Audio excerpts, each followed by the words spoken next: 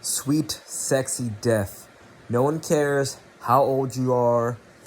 They just want to know that, or they want to see that you're a combination of enthusiastic as well as competent. So if you put together a simple plan to run the training session, it's going to be a great time. Here's a simple format that you can use for tomorrow's session that I've used from young players to old players, right to high school players to college players.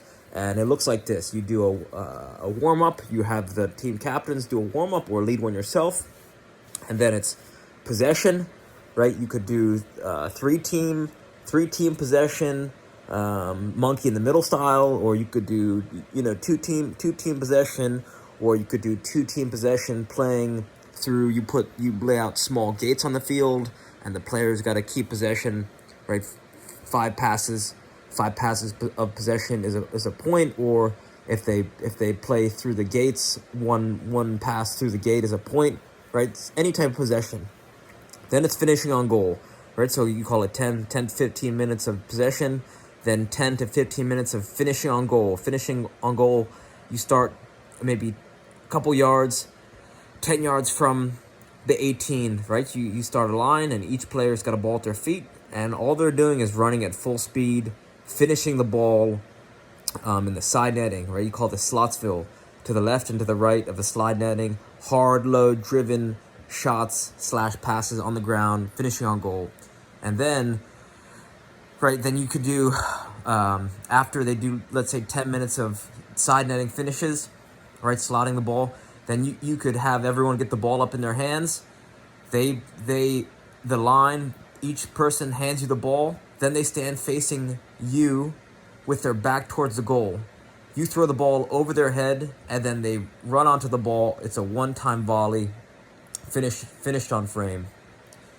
After finishing on goal with slotting the ball and volleys, then you could do crossing and finishing, right? You have 4 lines, and you're maybe almost parallel with the 18, right? 4 lines total. 2 lines crossing, 2 lines in the middle, finishing on goal. The lines in the middle, they're crisscrossing, right? When they're finishing on goal, the crossing lines, they're alternating, right? So the right side goes, then the left side goes, right? And then everyone's rotating lines, right? So all the balls are at all the balls are on the left side and the right side, and you're not using a whistle. They're just going at their free will when the next group of 3 is ready, right? Because it's 2 finishers in the middle, and then 1 crossing lane equals 3 total players going at a time. And goalkeepers, they can rotate in and out as they please. Same thing, right? Goalkeepers can rotate in and out as they please, just like on the finishing drills. And after that, 10-15 minutes of that, then you go right into playing to big goals, right? You bring a pair of big goals in close. You make the field very small, right? You make it wider than it is narrow, because what you want to do is you split the team up into 3, right? So when you split the team up into 3, this encourages competitive play, because if you only have 2 teams and one team scores on each other and no one has to leave the field or nothing, there's no positive benefit, this lowers the level of competition. But if you've got 3 teams and the team that's sitting out is playing as bumper players on the outside, and they have 1 touch and they're acting as neutral players, they are going to be tuned in because they're going to want to play. And the players who are playing, not only do they want to win for to be king of the hill, but if you lose, you have to be a bumper player, and no one wants to be a neutral player.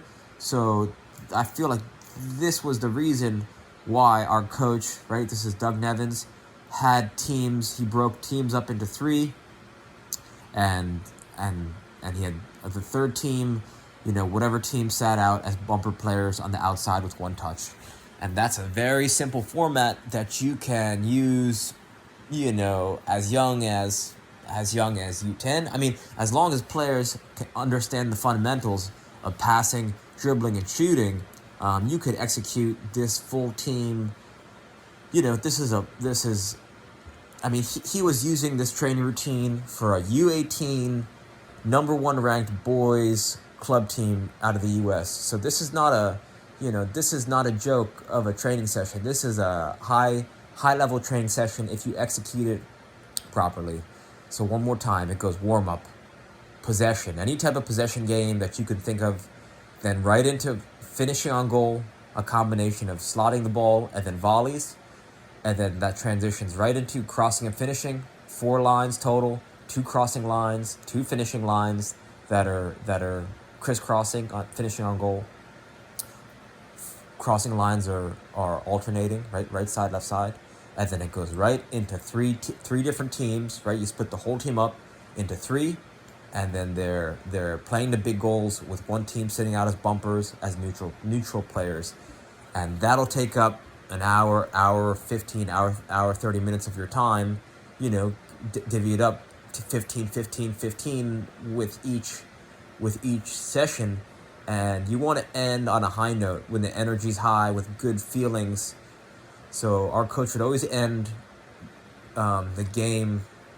I felt slightly premature so that we were energized and motivated for either the game that was upcoming or the next practice that was upcoming. So hopefully this helps, and reach out with any questions. All right, thank you.